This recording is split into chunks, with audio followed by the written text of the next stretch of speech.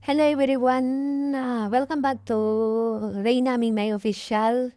At ito po may new update po at sa nagsasabi po na wala pong mga activities si Reyna, mga social events.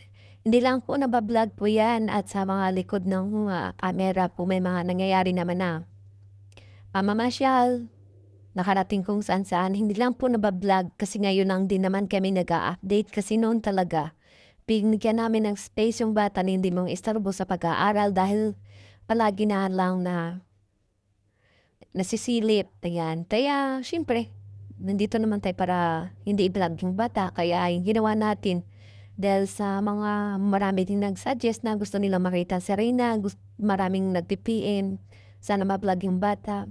So kinausap po natin yung pamilya niya kung gusto nila i-active yung channel at yung update lahat para patas yung parang wala masabi yung mga basyo na pinagkakitaan ng bata. Kaya yung ginawa na lang ng channel si Reyna at doon po yung update sa channel niya para na rin sa mga nagmamahal sa kanya at nakakami sa kanya.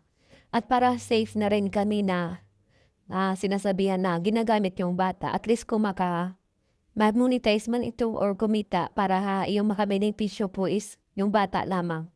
At ito nga po panoorin po natin yung nung nag-swimming sila nakarang araw lang po. Ayan, I love you all and God bless us all.